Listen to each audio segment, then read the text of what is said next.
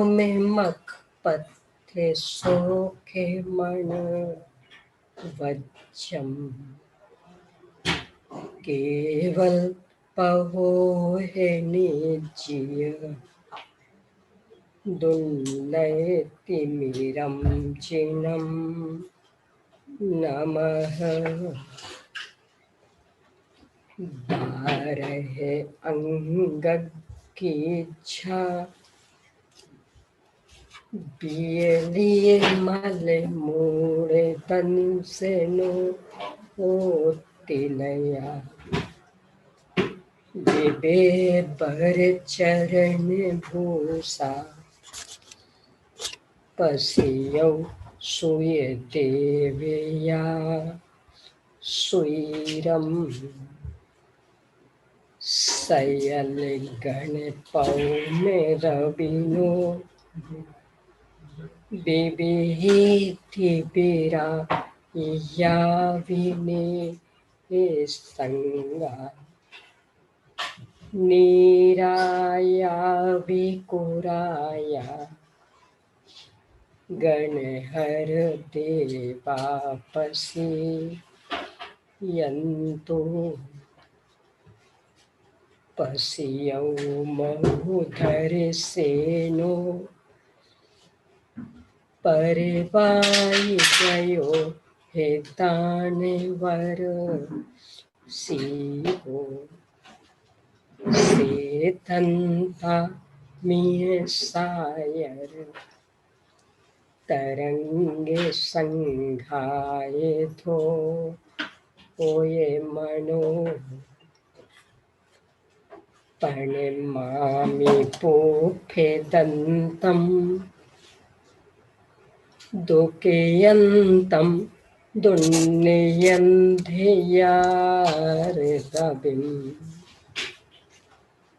भग्य शिव मग्य कंटय मिसि समिति भयं सया दंतम पणिमह कै भूये बलिम भूये बलिम केसे बासे परिभू हुए बलिम बेणी है बम है पसरम बढ़ा बिमल नाने बम है पसरम नमो अरिहंताणम नमो सिद्धाणम नमो आयर्याणम नमो वज्रायाणम नमो लोये सविसाहूनम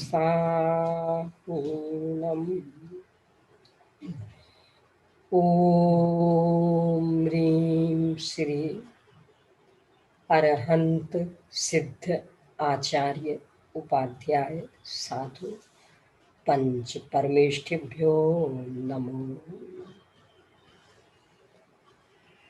आचार्य श्री धरसेन स्वामी द्वारा प्रदत्त ज्ञान को लिपिबद्ध करने वाले आचार्य श्री पुष्पदंत भूतवली स्वामी द्वारा रचित षटखंडागम ग्रंथ, इसके प्रारंभिक 5 खंडों पर आचार्य श्री वीरसेन स्वामी द्वारा रचित धवला टीका। इसका जो पहला खंड जीवठान टीका और अनुवाद सहित 6 पुस्तकों में प्रकाशित हुआ है। उनमें से अभी अपनी चर्चा दूसरी पुस्तक पर चल रही है। पहली पुस्तक में मंगलाचरण आदि विविध बिंदुओं पर चर्चा के बाद में 14 गुण स्थान, मार्गना स्थान, संज्ञाएं आदि इस तरह 20 प्रोपणाओं पर चर्चा के बाद इस द्वितीय पुस्तक में उन 20 प्रोपणाओं के विषय को विशेष स्पष्ट करने हेतु गुण स्थानों में मार्गना स्थान, मार्गना स्थानों में गुण स्थान, इस प्रकार से परस्पर में आलाप के माध्यम से घटित कर रहे हैं। उनमें से अपनी चर्चा सामान्य आलाप, फिर गुणस्थान संबंधी आलाप, गुणस्थान अतीत सिद्ध भगवंतों के आलाप, और इसके बाद में मार्गणाओं के अंतर्गत चारों गति और सिद्ध गति संबंधी आलाप संपन्न हो चुके हैं। आज सबसे पहले इस विषय पर अपने को चर्चा करनी है कि सबको बताने का उद्देश्य क्या है आचार्य का, क्यों इतना इतना इतना विस्तार करते रहते। प्रारंभ से ही अपन हर प्रकरण के समापन पर इस विषय को लेते हैं। काफी कुछ बिंदु तो वही के वही है। जैसे पहला बिंदु कि ये प्रकरण ही सर्वज्ञ की सर्वज्ञता का दृढ़ता से विश्वास दिलाने में सक्षम है। पहले भी अपन ने चर्चा की थी। आचार्य कल पंडित टोडरमल जी के काल में जयपुर में इंद्रध्वज मंडल विधान हुआ था। उसकी पत्रिका ब्रह्मचारी रायमल जी ने लिखी थी। पूरे कार्यक्रम का समाचार तो उसमें था ही, पर अंत में कुछ विशेष भी था। वो ये कि यदि सर्वज्ञ की महिमा जानना चाहो तो सम्यक ज्ञान चंद्रिका का स्वाध्याय अवश्य करना और मल्ल जी से आकर मिलना। यानी करणान योग के विषयों का सर्वाधिक महत्वपूर्ण जो योगदान वो इस विषय में कि इससे सर्वज्ञ की महिमा स्पष्ट होती है। केवल ज्ञान कितना स्पष्ट, एक एक समय वाली भी विग्रह गति, वहां क्या क्या विशेषता है, केवल ज्ञान प्रत्यक्ष देख रहा और भगवान की वाणी में आ भी रहा। आत्मिक कल्याण हेतु सर्वज्ञ की सर्वज्ञता की स्वीकृति सर्वाधिक महत्वपूर्ण बिंदु। इसके बिना कभी भी आत्म कल्याण संभव नहीं है। और सर्वज्ञ की सर्वज्ञता का विश्वास इन प्रकरणों से होता है। इससे एक तो गृहीत मिथ्यात्व का अभाव हो गया, क्योंकि जब ऐसा विशद ज्ञान समझ में आता है, इनके प्रतिपादक सर्वज्ञ भगवान का स्वरूप ख्याल में आता है, तो अन्य जो छोटे छोटे से ज्ञान, अल्पज्ञता, उन सबकी ओर का आकर्षण अपने आप ही समाप्त हो जाता है। तो गृहीत मिथ्यात्व का अभाव और पास अडिग होता है, और इससे ही फिर अपनी महिमा भी जागृत होती कि मेरा भी ऐसा ही सर्वज्ञ स्वभाव, मैं भी सर्वज्ञ स्वभावी, तो क्यों ना अपने सर्वज्ञ स्वभाव को प्रकट करूं। तो अन्य की ओर का आकर्षण समाप्त होता, अपने सर्वज्ञ स्वभाव का श्रद्धान करके उसे प्रकट करने की दिशा में पुरुषार्थ सक्रिय होता है। इसके साथ ही जीवों की शाश्वत सत्ता का बोध भी इन प्रकरणों से ही होता है। यानी एक ही जीव चार गति में भटक आया, और इतने इतने आलापों में वही अपर्याप्त तक, तो वही पर्याप्त तक, वही मनुष्य गति में, वही देव गति में कितनी कितनी विशेषताएं रही। इसका मतलब जीव शाश्वत है, यानी अपन शाश्वत है।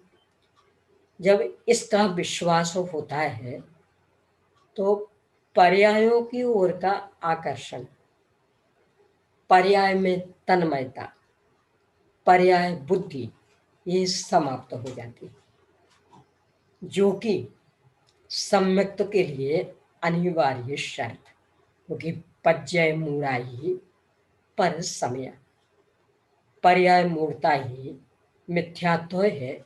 अपनी शाश्वत सत्ता की स्वीकृति हो तो पर्याय मूर्ता समाप्त होती। अगला कि कितनी कितनी विशेषताएं, यानी त्रियंच गति अपन ने देखी। अन्य जिनके यहाँ सर्वज्ञ शासन नहीं, उनकी तो बात कौन करे। अपन जो कहते हैं कि हम सर्वज्ञ शासन में जी रहे, हम सर्वज्ञ भगवान के अनुयायी, उनके मन में भी त्रियंचों के प्रति कैसा भाव रहता है। एक इंद्रिय आदि को तो जीव ही गिनने को तैयार नहीं। यही स्थिति विकलेंद्रियों की, और पंचेंद्रियों में ऐसा लगता सब बस मनुष्यों के लिए ही तो बने हैं। तो मनुष्य की सुख साथा के लिए किन्हीं भी त्रियंचों के ऊपर कुछ भी कहर ढाना पड़े, अपना दिल नहीं दहलता। ये जो वैक्सीन आदि चलती है, चूहों पर परीक्षण, बंदरों पर परीक्षण, क्या होती होगी उनकी हालत। पर बस हम स्वस्थ रहे, मनुष्य का जीवन चलता रहे, इसके लिए उन प्राणियों पर कहर ढा रहे। ये प्रकरण यह बोध कराता कि कितनी कितनी विशेषताएं उनके, कितना ज्ञान विकसित, कितना दर्शन विकसित, कितना संयम विकसित, और फिर भी अपने को वो जीव नहीं लग रहे। यानी सम्यक रत्नत्रय संपन्न भी, पंचम गुण स्थान वाले भी त्रियंत, और अपने को जीव नहीं लग रहे। तो ये प्रकरण उनके प्रति अपने अंदर बहुमान का भाव भी जागृत करता, और जो एक इंद्रिय आदि उनके प्रति दया का भाव, मित्रता का भाव, करुणा का भाव जागृत करता, जिससे परिणामों में से निष्ठुरता, निर्दयता समाप्त होती, जो कि सम्यक तो प्राप्ति के लिए अनिवार्य शर्त ने। धम्मो दया विशुद्धो, धर्म दया जुत सारो। प्राणी मात्र पर दया का परिणाम जब तक जागृत नहीं होगा, यानी अपने जैसे भगवान आत्मा अन्य जीव भी नहीं लगेंगे, तब तक समझ लेना विशुद्धि लब्धि भी जागृत होने वाली नहीं है। आगे बात बढ़ना तो बहुत दूर। ये प्रकरण अपने अंदर दया का संचार करने में सक्षम, और जब अपने जैसा उन्हें देखेंगे तो अपने आप ही फिर उनकी योग्यताओं को देखकर बहुमान भी जगेगा, उनका तिरस्कार करने का भाव नहीं आएगा। क्योंकि योग्यताएं बदलती रहती, इन्हें कोई भी योग्यताएं विश्वसनीय नहीं है। इसलिए जो योग्यता विकसित हुई उसका सदुपयोग तो कर लेना, लाभ तो ले लेना, अकड़ना नहीं, क्योंकि टिकने वाली नहीं है। नई प्रकृति हो तो दीनहीन भी नहीं बनना, क्योंकि परिस्थिति बदलते देर नहीं लगनी। तो पर्याय मात्र के प्रति सहज रहना, ना योग्यताओं को लेके घमंड और ना अप्रकटता को लेकर के दीनता। हाँ, जो योग्यताएं विकसित हुई उनका पूरा पूरा लाभ लेने का परिणाम अवश्य बनाए रखना। अगला कि ये जो प्रकरण ये परिणामों को विशुद्ध बनाए रखने में सक्षम, क्योंकि अमाप गे यहाँ है। ये मनोविज्ञान के एक विषय में उपयोग नहीं लगता, बल्कि कभी कभी तो अंदर से उब जाते। कितना जाने, अब जान तो लिए द्रव्य गुण पर्याय दृष्टि का विषय सब जान तो लिए, कितना जाने तो मन नहीं लगता। ये प्रकरण कि यहाँ नया नया नया नया विषय तो उपयोग के लिए रमाने का भरपूर अवसर। आचार्य गुणभद्र स्वामी ने आत्मानुशासन में मन के लिए बंदर का उदाहरण देके बात इस प्रकार से प्रस्तुत की कि जैसे बंदर स्वभाव से चंचल,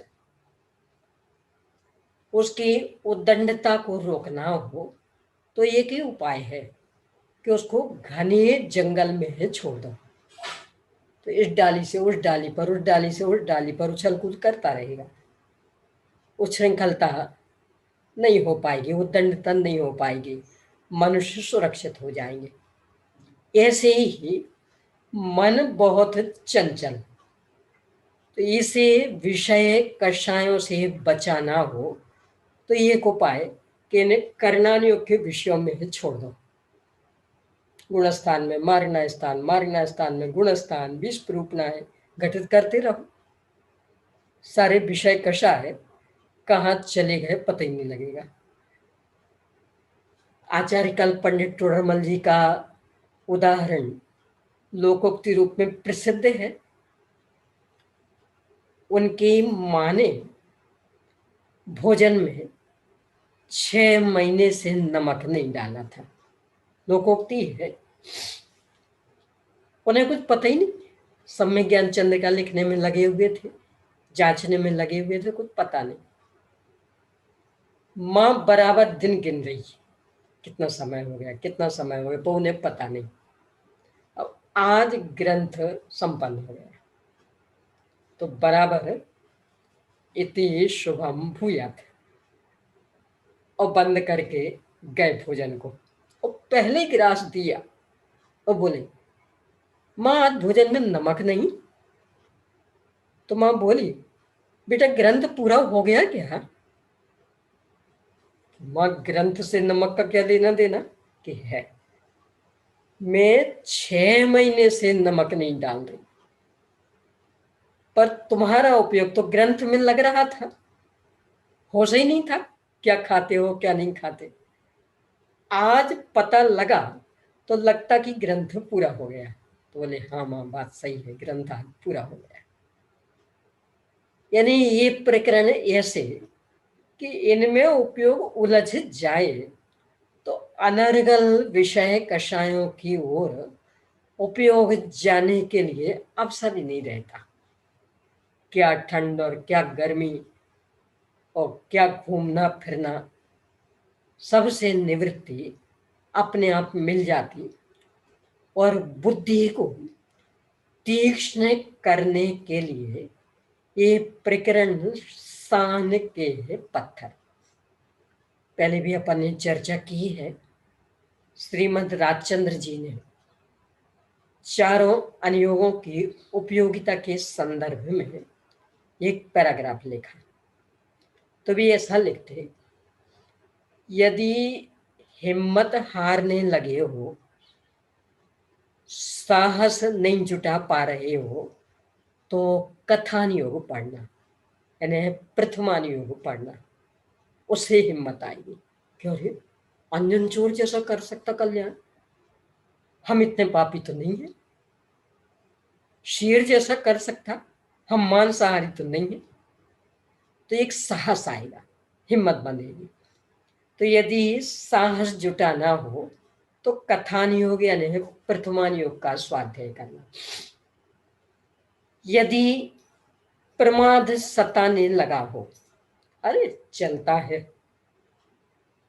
चौकी हमने खिसका ली तो फर्क क्या पड़ना, जमीन तो बिल्कुल साफ थी, कहीं भी जीव जंतु नहीं थे। तो चरणान योग का स्वाध्याय करना।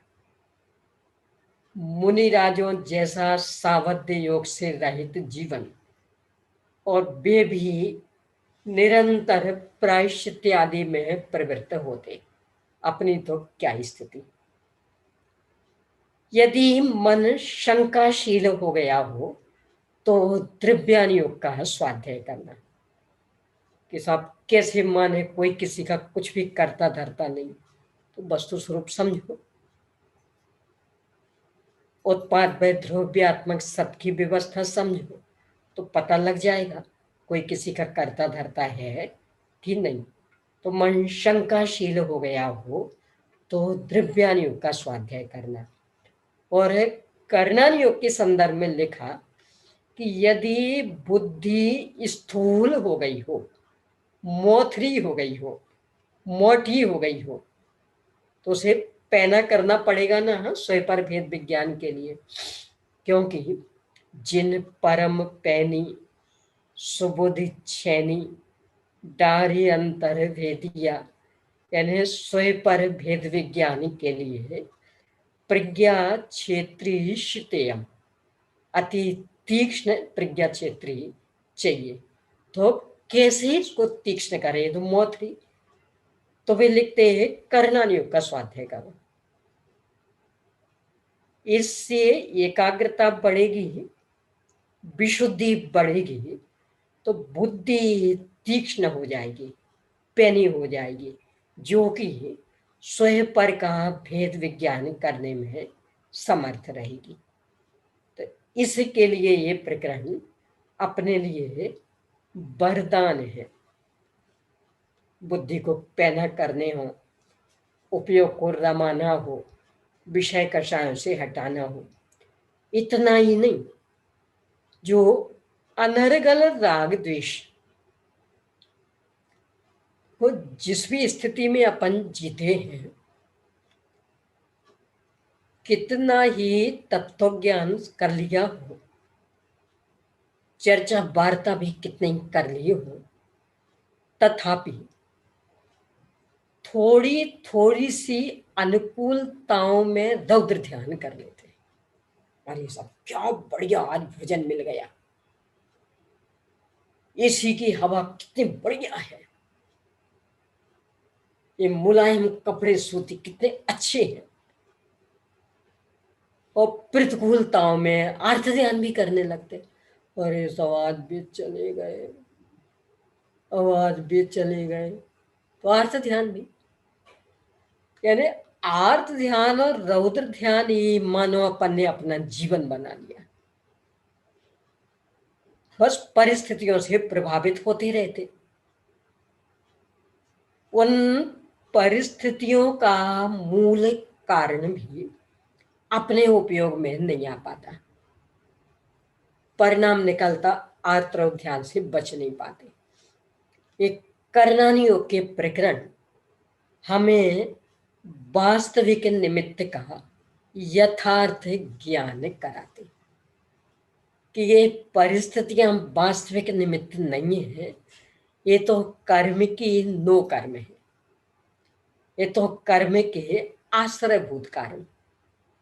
यदि वास्तविक निमित्त है तो कर्म, तो यदि मिटाना चाहते हो तो उस कर्म को मिटाओ, नो कर्म से टकराने से क्या होने वाला। यानी परिस्थितियां तो एक प्रकार से जेलर जैसी हैं। जेलर को तो जज ने जो आज्ञा दी वो उसके हिसाब से प्रवृत्ति करता है। अब हमें पसंद नहीं हो तो जेलर से टकराने से क्या होने वाला है, जज से टकराओ। वो जज कहेगा हमारे हाथ में भी क्या था, ये कानून है, इसमें इस अपराध की ये सजा लिखी है, तो हम तो बस पढ़ के बता दिए, सुना दिए, हमने थोड़ी दी। तो यदि टकराना है तो अपने अपराध से टकराओ, यानी अपराध मत करो तो सजा नहीं मिलेगी। ऐसे ही बाहर के सारे संयोग, सारी परिस्थितियां, सारा वातावरण, ये सब नो कर्म है, कर्म नहीं है। इन्हें कर्म के उदय आदि के आश्रयभूत कारण, इनका अपना कुछ योगदान नहीं है अपने को लौकिक दृष्टि से भी सुख दुख देने में। यदि लौकिक दृष्टि से भी सुख दुख देने में, अनुकूल प्रतिकूलता में किन्हीं का निमित्त नैमित्तिक संबंध, तो वही एकमात्र अपने कर्मों का और अपने परिणामों का। तो यदि परिवर्तन करना तो इन कर्मों में करो, और कर्म बिना निमंत्रण के तो आते नहीं है। अपने ही मिथ्या दर्शन, अविरति, प्रमाद, कषाय, योग, ये निमंत्रण देते हैं, तब कर्म आते हैं और बंधते हैं। तो यदि हम इनसे परेशान हैं तो उपाय एक ही है कि ये निमंत्रण नहीं दें, तो वे नहीं आएंगे, बंधेंगे नहीं, समस्या समाप्त हो जाएगी। पहले भी 2-3 बार आपसे कहा है, यहाँ ये गोमट साहब भाग एक, गोमट सार विवेच का भाग 1 में पीछे एक छोटी सी एकांकी प्रकाशित है, अपराधी कौन, ये वाली अपराधी कौन, पेज नंबर 180 पर। पुनः इसको आप पढ़ लें। यानी नो कर्म, इनसे तो कोई लेना देना ही नहीं है। निमित्त कारण है तो द्रव्य कर्म, और द्रव्य कर्म अपन बुलाते हैं, उनको रोकते भी अपन। तो मूल अपराधी तो अपना वर्तमान समय का अज्ञान, वर्तमान समय की परलक्षी वृत्ति। इस परलक्षी वृत्ति को सोन्मुखी पुरुषार्थ के बल पर, आत्मोन्मुखी पुरुषार्थ के बल पर समाप्त करें तो अपराध नहीं होगा। अपराध नहीं होगा तो कर्म नहीं आएंगे, आएंगे नहीं तो बंधेंगे नहीं, बंधेंगे नहीं तो उदय में नहीं आएंगे, यानी सारा रास्ता साफ हो जाएगा। तो ये जो एकांकी अपराधी कौन, इसको आप पढ़िए। इसमें 8 कर्मों को लेकर के स्पष्टीकरण किया और अंत में बताया कि वास्तव में अपराधी कौन और अपन किसे अपराधी घोषित कर रहे हैं। यानी निरपराधी को अपराधी घोषित करेंगे तो उसकी सजा क्या भोगनी पड़ेगी। जड़ कर्म घुमाता है मुझको, यह मिथ्या भ्रांति रही मेरी। तो कौन परेशान कर रहा, मैं रागी द्वेषी हो लेता जब परिणति होती है जड़ की। तो गलती किसकी, कि जो मैं रागी द्वेषी हो रहा, बस ये गलती। कम मिटेंगे कि अपने एकत्व विभक्त स्वभाव को समझें, वस्तु स्वतंत्र को समझें। वास्तव में कोई भी परिस्थिति अनुकूल प्रतिकूल नहीं होती है, परिस्थिति तो उसका परिणमन है। जड़ चेतन की सब परिणति प्रभु अपने अपने में होती, तो वो अच्छी बुरी कहाँ है, अनुकूल कहें प्रतिकूल कहें या झूठी मन की वृत्ति। तो ये तथ्य समझे तो परिस्थितियों पर दोष मढ़ना अथवा परिस्थितियों से आकर्षित होना समाप्त करेंगे और अपनी ही जो परोन्मुखी वृत्ति, जो अपना परलक्षी परिगमन, ये है दुखद, अपन परेशान इससे है, और आत्मोन्मुखी वृत्ति में ये सब समाप्त होता। तो इस दिशा में पुरुषार्थ करते हैं तो द्रव्य कर्म का अपने आप अभाव हो जाता, रास्ता साफ हो जाता, परिस्थितियां बनी रहे तो और बदल जाए तो उसे कुछ फर्क नहीं पड़ना। तो परिस्थितियों से अप्रभावित रहने की कला यह प्रकरण अपने को सिखाता, और असली जो अपराध उसे स्वीकार करने की प्रेरणा देता, और जहां उसे स्वीकार किया तो पुनः अपराध नहीं करेंगे तो अपराध की सजा भी नहीं भोगनी पड़ेगी। इस तरह से निरपराध दशा प्रकट हो जाती। यहां पर ने 4 गतियां देखी और उससे एक निष्कर्ष निकला कि चारों गति ही अपने अपराधों की सजा भोगने के स्थान है। तो कौन सी गति अच्छी? सभी जेल है, एकमात्र निरपराधी दशा यानी सिद्ध गति बस वह अच्छी, और बाकी के तो सब अपराधों की सजा भोगने के स्थान। कोई भी अटकने योग्य नहीं है, कोई भी अपना स्वभाव नहीं है, ये तो अपने अपराध की निशानी, यानी हमने पहले अपराध किया इसका प्रमाण है कि हमें ये गतियां मिल रही। ये तथ्य भी इस प्रकरण से अपने को स्पष्ट ख्याल में आता, जिससे किसी भी गति में संतुष्ट होने का परिणाम नहीं जगता, किसी का भी आकर्षण नहीं कि चलो कम से कम देवगति मिल जाए, इतना तो अच्छा। क्यों? क्या अच्छा रहेगा? क्या मिल जाएगा वहां? परोन्मुखी वृत्ति कभी किसी को भी कहीं भी सुखद नहीं है, चाहे नरक में हो चाहे देव में हो।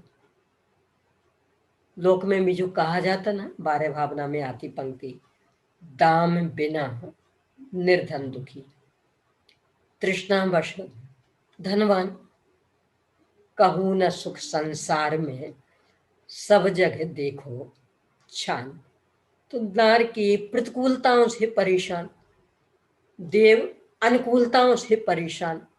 मूल में अनुकूलता और प्रतिकूलता से परेशान कोई नहीं, दोनों ही अपनी परोन्मुखी वृत्ति से परेशान, परमुखापेक्षिता से परेशान। और ये परमुखापेक्षिता छोड़ें, स्वोन्मुखी पुरुषार्थ करें तो नरक में भी सम्यक तो प्रकट कर लेते हैं। चिन्ह मूरत दीर्घधारी की मोह, रीति लगत है अटापटी, बाहर नारक कृत दुख भोगत, अंतर सुख रस गटागटी। और स्वर्ग में भी कर लेते। तो वातावरण कहाँ अनुकूल प्रतिकूल रहा?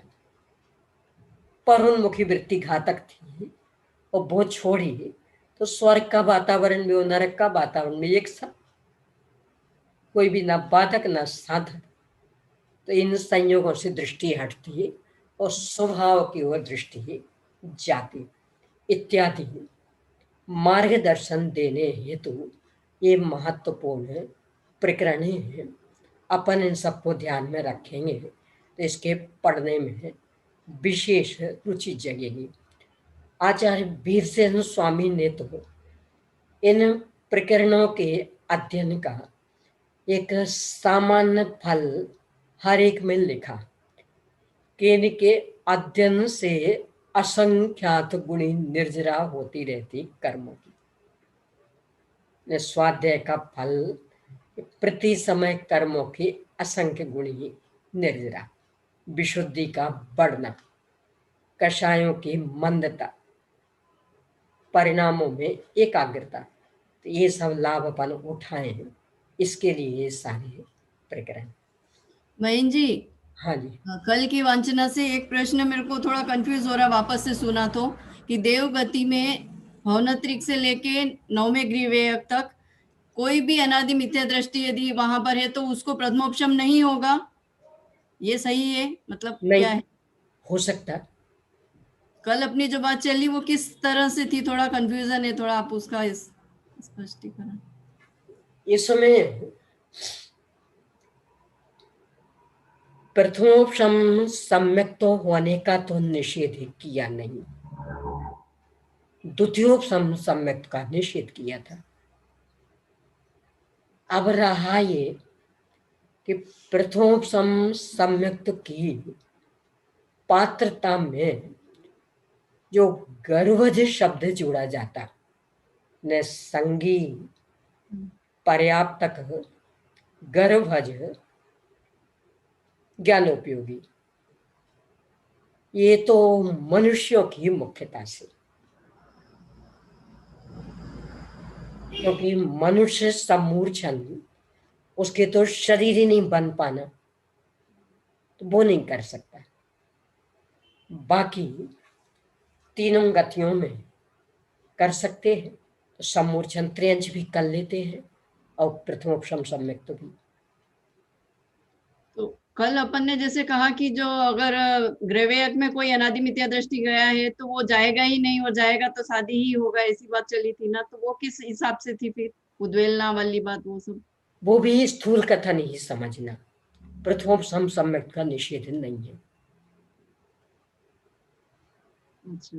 इन चारों ही गतियों में हम्म। प्रथमोपशम सम्यक का निषेध नहीं है, छायोपशम का भी निषेध नहीं। अच्छा। और पर जो कल, गर्भज वाली बात आई है कार्तिकायन परीक्षा में, वह मनुष्य गति की मुक्तता से। और कल जो अपनी बात चली थी कि वो द्वितीय, मतलब वो उद्वेलना पल्ले का असंख्यात्वा भाग वहां बसता है तो भी वो नहीं कर पाएगा, वो किस अपेक्षा से थी फिर? नहीं, नहीं कर पाएगा नहीं, उस स्थिति में कर पाएगा मिथ्यात्व में आकर के। हाँ। यानी छायोपशमिक सम्यक तो छूट गया, हाँ। मिथ्यात्व में आ गया, और हाँ। पल्ल का असंख्यात्मा भाग भी समाप्त हो गया, हाँ। तो पुनः प्रथमोपशम कर सकता है। अच्छा। और उनकी आयु लंबी है, हम्म। तो वहां तो पल्ल का संख्यात्मा भाग आसानी से बन जाना। अच्छा। क्योंकि कल मैंने जब वापस सुनी तो ऐसा उसमें से अर्थ निकल रहा था कि मतलब वो नहीं कर पाएगा, भोग भूमि के और जगह कर लेते हैं पल्ले वाले, पर ये नहीं कर पाएगा ऐसे।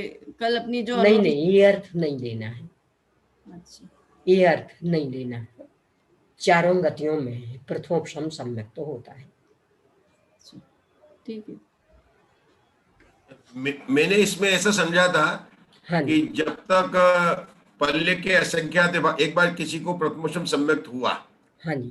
अब पल्ले के असंख्यात विभाग तक जब तक सम्यक और मिथ्यात सम्यक मिथ्यात प्रकृति की उद्वेलना नहीं होती है, तब तक अगर उसको सम्यक होगा तो वेदक सम्यक्ति ही होगा। हाँ जी। और उसके बाद में जब उद्वेलना हो गई तभी उसको प्रथमोपशम सम्यक की मतलब जो प्राप्ति का अवसर प्राप्त होगा, ऐसा हाँ मैंने। जी। तो ये तो एक कल अपन ने चर्चा की थी ना, जी कि तीनों प्रकृतियां मिलकर के एक हो जाए, तो वो उद्वेलना के बाद ही एक होती। जी जब एक हो जाएंगे तब प्रथमोपशम सम्यक तो होगा, और उसमें समय लगता पल का असंख्यात होगा। बराबर। कल के प्रकरण में हाँ जी। एक बात और थी, जो अपन 12वें गुणस्थान के शतार सहस्त्रार की बात कर रहे थे। हाँ जी। आपने 3 विशेष बातें बताई थी। हाँ जी। उसके अंदर हमने ये भी देखा कि जो 12वें स्वर्ग से ऊपर के 90 गिरवेग तक जो मिथ्या दृष्टि होते हैं, उनके शुक्ल लेशिया में जो स्थिति बंद होता है वो अंत कोड़ा कोड़ी सागर का ही होता है। ये भी बात सही है क्या? हम कहीं हमने पढ़ा था इसको। जैसे सम्यक दृष्टि को तो अंत कोड़ा कोड़ी सागर का होता ही है प्रायोगिक लब्धि के बाद में, हाँ। लेकिन 12वें स्वर्ग शतार सहस्त्रार के बाद में जहां पर की शुक्ल लेशिया पाई जाती है, हाँ। वहां पर अगर कोई मिथ्या दृष्टि देव भी है हाँ। तो उसको जो बंद स्थिति बंद होगा वह अंत कोड़ा कोड़ी सागर का ही होगा। यह हाँ, भी तो विषय। उससे कोई फर्क नहीं पड़ना। हाँ क्योंकि ये जो भेद हैं ये तो लेश्या को लेकर, और लेश्या का संबंध अकेला आयु कर्म के साथ, जी, बाकी कर्मों के साथ नहीं। हाँ मतलब विशेष बातें जो अपन बता रहे थे, विशेष आपने 3 बातें बताई थी ना, एक घातायुष की अपेक्षा से बताई थी, हाँ तो हाँ उन विशेष बातों में हाँ आलाप में तो केवल लेशा को लेकर ही अपने आलाप की बात चल रही है, हाँ। लेकिन अगर अपने विशेष बातों की लिस्ट बनाए तो 4 ये पॉइंट भी निकल सकता है। ये तो जैसा वो भी मतलब ले सकते, पर अंता कोड़ा कोड़ी सागर वाली विशेष बात है, कोई ज्यादा विशेष इसलिए नहीं कि अन्य कर्मों की स्थिति की कमी से कुछ फर्क नहीं पड़ना। यानी एक इंद्री के दर्शन मोहिनी का उत्कृष्ट बंध मात्र एक सागर। ये तो अपन अंता कोड़ा कोड़ी सागर को लेके परेशान, यानी वहां तो अकेला एक सागर, हाँ एक सेकंड, पर हाँ उतना भी वो नष्ट नहीं कर सकता, तो क्या फर्क पड़ना। यानी एक इंद्री में आप पहुंच गए तो मात्र एक सागर दर्शन मोहिनी कर्म बनेगा। अभी सैनी पंचेंद्री वज्र समनार सैनन वाले के जो 70 कोड़ा कोड़ी सागर बन सकता, वह एक इंद्री के मात्र एक सागर। यानी स्थिति से कुछ फर्क नहीं पड़ना, ये तो उतार चढ़ाव चलता रहता। तो अंता कूड़ा कोड़ी सागर हो जाए तो उससे कोई फर्क नहीं पड़ता। और बहन जी ये बात भी सही है क्या कि जो नवमे ग्रह जाने वाला जीव होता है वो यहाँ पर नियम से द्रव्यलिंगी मुनि ही होना हाँ जी, चाहिए? हाँ जी। यानी 16वें स्वर्ग से ऊपर निर्ग्रंथता के बिना गमन संभव नहीं है। मुनि वेश ही आवश्यक। तो वो कपड़े वाले स्वर्ग शादी अनादि मिथ्या दृष्टि दोनों के कोई लिए से भी, हाँ, द्रव्यलिंग है, बस कोई से इतना भी। जरूरी है। यानी कपड़े वाले अधिक से अधिक जाएंगे तो 16वें स्वर्ग, यानी क्षुल्लक एलक आदि भी 16वें स्वर्ग तक ही, और उससे ऊपर निर्ग्रंथ वेश वाले, भले पहला गुण स्थान हो पर बाहर में मुनि लिंग जिनागम सम्मत। तो इनको स्थूल ग्रहित मिथ्यात्व नहीं होगा, सूक्ष्म नहीं, ग्रहित मिथ्यात्व तो है नहीं, ही है। सूक्ष्म ग्रहित मिथ्यात्व तो होगा ना? अब ये सूक्ष्म स्थूल तो अपन भेद करते हैं। नहीं, 7वें अधिकार जो पंडित जी ने लिए है ना नहीं उसमें। तो ये तो अपन ने किए ना, मूल में तो बस गृहित अगृहित, अच्छा। और गृहित तो ऐसे भी छूटता रहता, फर्क क्या पड़ना। हम्म, एक इंद्रिय हो जाएगी वहां भी गृहित मिथ्या तो नहीं रहेगा। हम्म, यानी उसके नहीं होने से कोई खास अंतर थोड़ी पड़ना है, वो तो चाहे जान नहीं है। और देवों में तो वैसे भी कदाचित यहाँ के संस्कार लेके जाए, क्योंकि 12वें स्वर्ग तक अन्यमति पहुंच सकते, तो भी वहां उसको व्यक्त करने के अवसर नहीं है। हर एक के विमान में अकृत्रिम चैत्य बीतरागी सर्वज्ञ भगवान। अब बस इतना ही सुविधाएं है कि आप उन्हें सच्चे भगवान मान के पूछते हैं कि कुल देवता मान के पूछते हैं। बाकी अन्य के लिए देवी देवताओं को पूछने के लिए वहां कोई अवसर नहीं। तो कदाचित यहाँ का संस्कार गृहित मिथ्यात्व का चले भी तो बस मात्र मन ही मन व्यक्त नहीं हो सकता। कोई भी अपने देवी देवताओं के मंदिर नहीं बनवा सकते, अब और व्यक्ति दें। व्यंतर आदि का दूसरों से तो करवाते हैं ना पूजा वगैरह, वो वो तो करवा सकते यहाँ हैं। आके हाँ, अपने निवास स्थान पर नहीं, अच्छा। यानी यहाँ मनुष्य लोक में आके अपना अतिशय दिखाएं, पर वहां नहीं करवा सकते। अच्छा, वहां तो जो भी है मात्र मन में ही अव्यक्त रूप में रहेगा। ठीक है।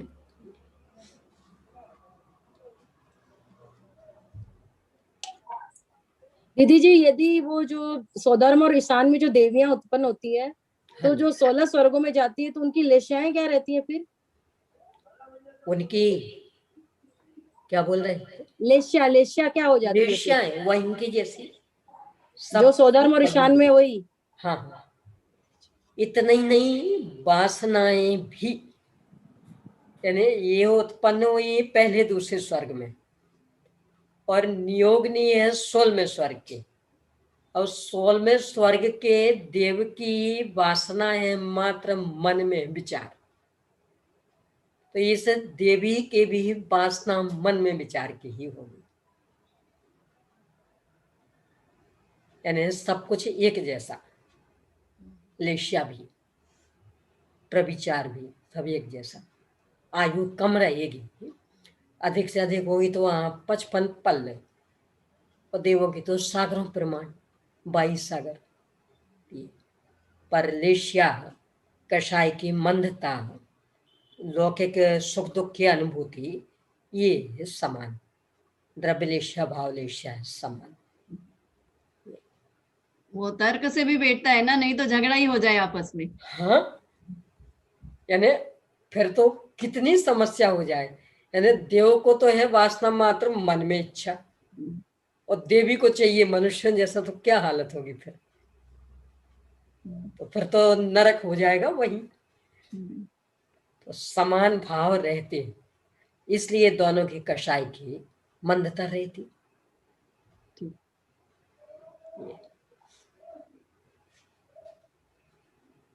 हाँ जी, और कुछ? चलिए, अब इंद्रिय मार्गण। दीदी जी, ये जो अपराधी कौन में जो स्तुति है, और इसी तरह की स्तुति वृंदावन दास जी ने भी लिखी है, दुख हरण वाली जो है, तो फिर भगवान के सामने ऐसी स्तुति क्यों लिखी है ज्ञानियों ने कि ऐसा अपना दुखड़ा क्यों रोया है?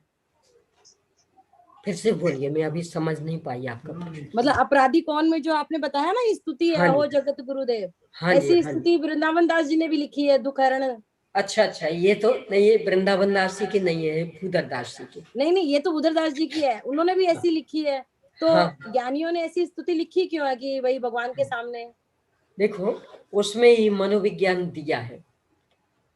एक उदाहरण दिया, बच्चा बिल्कुल छोटा हो, 1 साल का, अब वो गिर जाता है, तो माँ कहती, अच्छा, ये जमीन ने मेरे बच्चे को गिरा दिया। मैं बताती, और वो जमीन को पीटती, और बच्चा खुश हो जाता। और जब तक जमीन को नहीं पीटे तो बच्चा रोता। अब धीरे धीरे वही बच्चा बड़ा हो गया, 10 साल का हो गया, लापरवाही से चल रहा था, फिर गिर गया, अब रो रहा, तो वो कहे, माँ जमीन को पीटो ना, जमीन को पीटो ना, ये गड़बड़ नहीं करना, अब तुझे ही चांटे पड़ेंगे।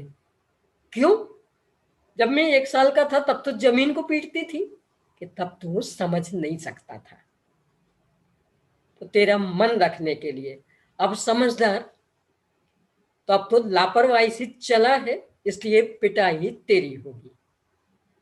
ऐसे ही एक इंद्री से लेकर असैनी पंचेंद्री तक, और सैनी पंचेंद्री मनुष्य में 8 वर्ष की उम्र के पहले पहले तक स्वयं पर का भेद विज्ञान करने की क्षमता नहीं है। तो सारा दोष कर्मों का बता दिया जाएगा, कर्मों के कारण परेशान। अब 8 वर्ष के अपन हो गए, समझदार हो गए, तो अब असली सत्य बताया जाएगा कि कर्मों की क्या गलती है। कर्म विचारे कौन, भूल मेरी अधिकाई, अग्नि सहे घनघात, लोहे की संगति पाई। तो ये जो प्रतिपादन जिनागम में है, ये कर्म दुष्ट हैं, कर्म हमें लूट रहे, ये सारे प्रतिपादन अपनी बाल बुद्धि को समझाने हेतु। और जब अपन समझदार हो जाते हैं तो असली सत्य का ज्ञान करा दिया जाता है कि कर्मों का क्या दोष है, कर्म अपने आप तो आए नहीं थे। ये स्याद बादशाही है अपने यहाँ, और तो हर क्षेत्र में अपनाते। यानी जो काम अपने हाथ में नहीं होता तो आखिरकार कर्मों को कहती। कार्तिकानी परीक्षा में तो ऐसी भी एक गाथा कि देखो तो कर्मों की क्या अजब गजब की शक्ति। इस सर्वज्ञ स्वभावी भगवान आत्मा केवल ज्ञान पर्याय में प्रकट करे ऐसी सामर्थ्य वाला, और ज्ञानावरण कर्म के कारण थोड़े थोड़े से ज्ञान के लिए तरस रहा। एक कैसी शक्ति, पर किसे बताया जा रहा कि अभी अपन नष्ट नहीं कर सकते तो घबराएं ना। इसके लिए कर्म फल चेतना में जी रहे। अब जब नष्ट करने के, पुरुषार्थ करने की पात्रता जगती तब तो फिर उल्टा अबद्ध स्पृष्ट। और कितने कि एक क्षण को अबद्ध अस्पृष्ट स्वभाव को देखे तो अंतर मुहूर्त में ही पूरे 14 गुणस्थान की यात्रा करके मुक्त हो जाए। तो फिर तो ये बिंदु उठाएंगे कि कर्मों को क्यों रोता बैठा, और उनकी ताकत क्या है। मोक्षमा प्रकाशक का लेंगे, वे जड़ हैं, अचेतन हैं, बलवान हैं क्या वे? तो वे स्वयं कुछ कर सकते हैं, उन्हें कुछ पता है, पर जब तक अपनी बुद्धि उतनी विकसित नहीं होती तो उनको भी बलवान बता देते। ये स्यादबाद शैली ही समझना। यानी पुरुषार्थ नहीं कर पाने की योग्यता में अनर्गल आकुलित ना हो। मोक्षमा प्रकाशक में उदाहरण लिया ना 9वें अध्याय में कि नदी का प्रवाह बहुत तेज हो, वहां ये पुरुषार्थ नहीं कर सकता, तो यही कहेंगे भैया बहते चलो। अब जब मंद आया हो फिर वहां कहेंगे अब पुरुषार्थ करो। तो ऐसे ही असैनी पंचेंद्री तक और सैनी पंचेंद्री मनुष्य के 8 वर्ष के पहले तक एक कर्म के उदय का प्रवाहित तेज। तो वहां कहेंगे भैया बहते चलो, अभी कर्म फल चेतना में ही रहो। और अब इससे आगे प्रवाह कम हुआ तो अब कहेंगे आत्मोन्मुखी पुरुषार्थ करो। इतना पुरुषार्थ कर सकते कि अंतर्मुख में सारे कर्म समाप्त, यानी पहले गुणस्थान से 14वें गुणस्थान तक की यात्रा अंतर्मुहूर्त में पूरी हो जाए। शादबाद शैली से समझना। बहन जी, ऐसा भी है क्या कि फिर भगवान के सामने तत्वपरक स्तुति बोलना नहीं चाहिए, जैसे समयसार जी की गाथा या भगवान की भक्ति के समय ये नहीं बोलना चाहिए, ये भी सही है क्या? आचार्य कुंद कुंद स्वामी ने ही तीर्थंकरों की निश्चय स्तुति क्या है इसे बताने हेतु समयसार जी में 31वीं 32वीं 33वीं गाथा लिखी और निश्चय स्तुति तीर्थंकरों की।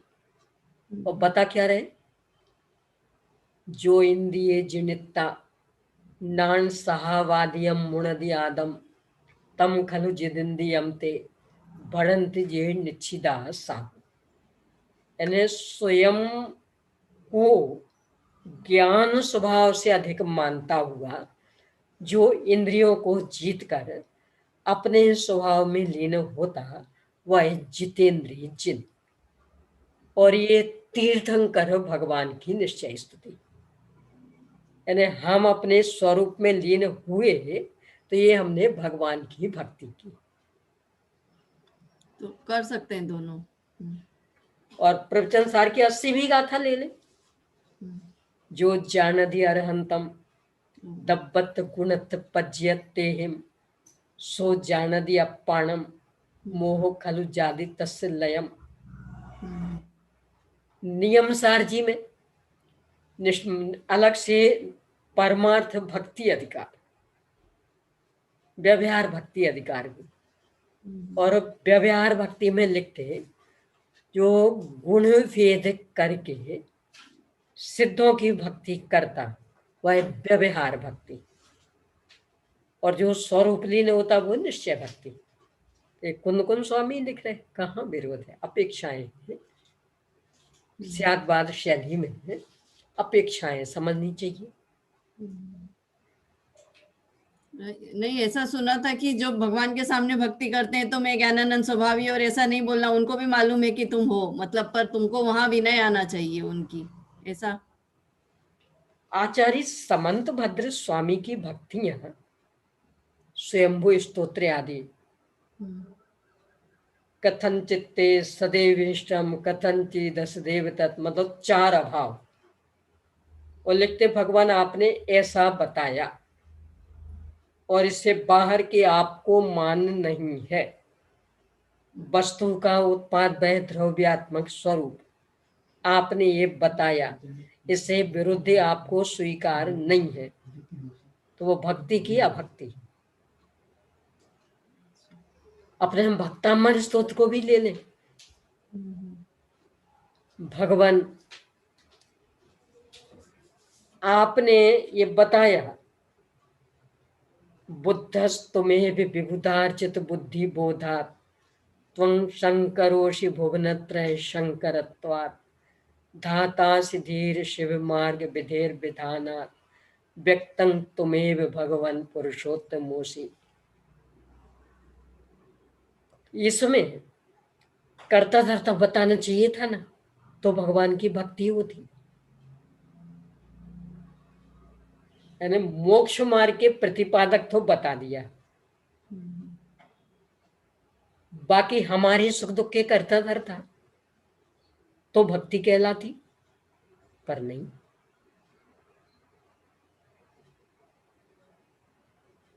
यानी हर जगह स्यादवाद है। अपन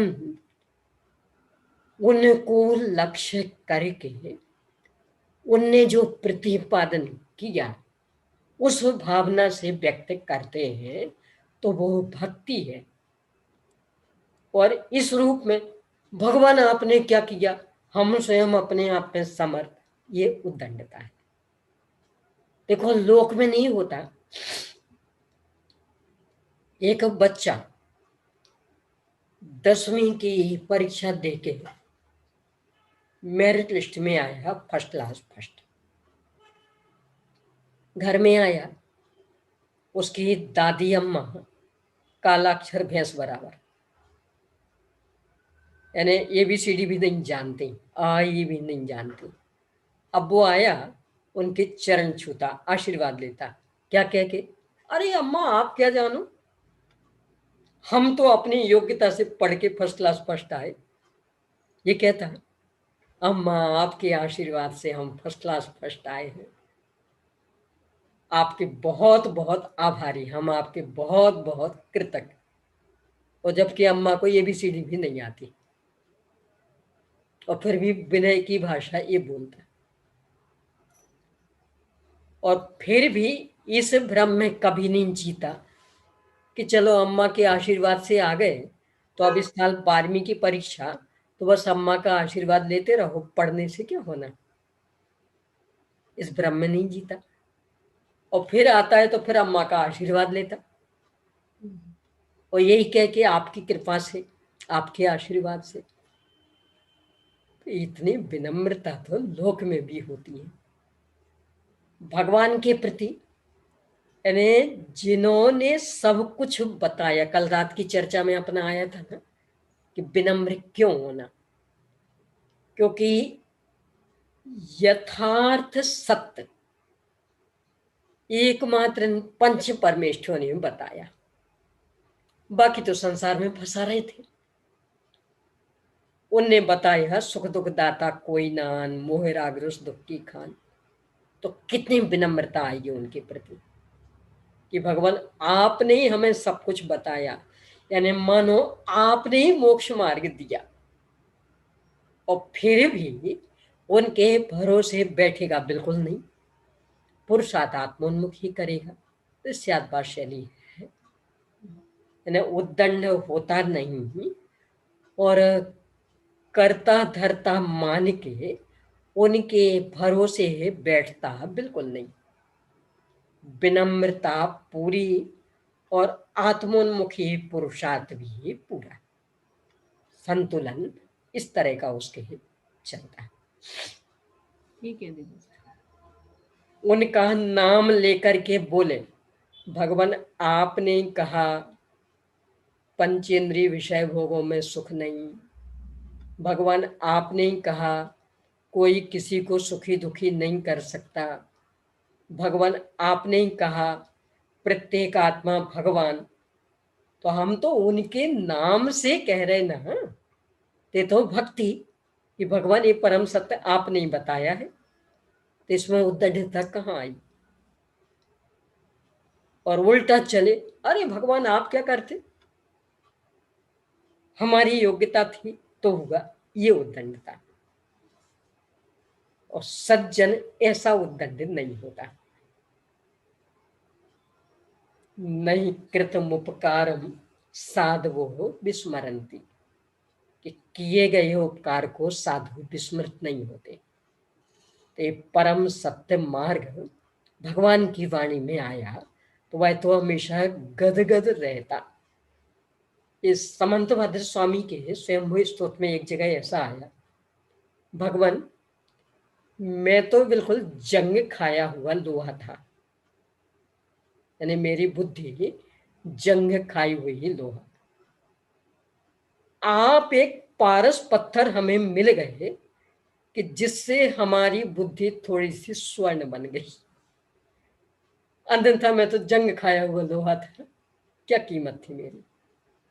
ये यानी इतनी विनम्रता कि भगवान आपने सब कुछ दिया, सुखी होने का मार्ग एकमात्र आपने ही बताया, आप पर क्या समर्पित नहीं करते। ऐसा अहोभाव। अहोपकार जिन वर्णो कुंद नो ध्वनि दिव्य नो, जीन कुंद ध्वनि आप्या अहो ते गुरु कान नो। ऐसा अहोभाव।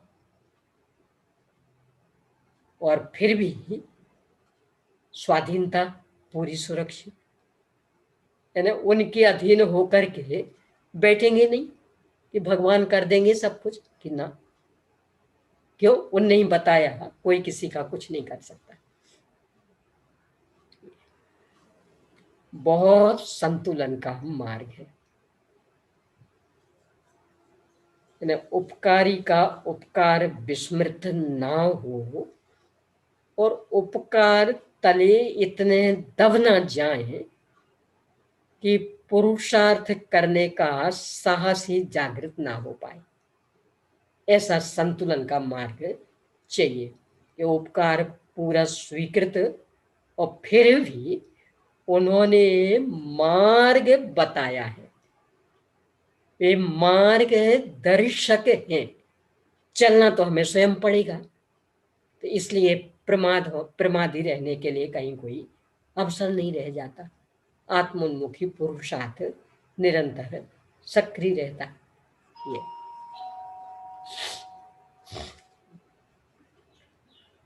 अब अपनी चर्चा इंद्रिय मार्गना पर प्रारंभ हो रही है। पहले जब इंद्रिय मार्गना को देखा था उस समय ये बात आई थी कि यहाँ ज्ञान को मुख्य नहीं करना है। ज्ञान मार्गना में आएगा और उपयोग में साकार नाकार उपयोग उनकी चर्चा।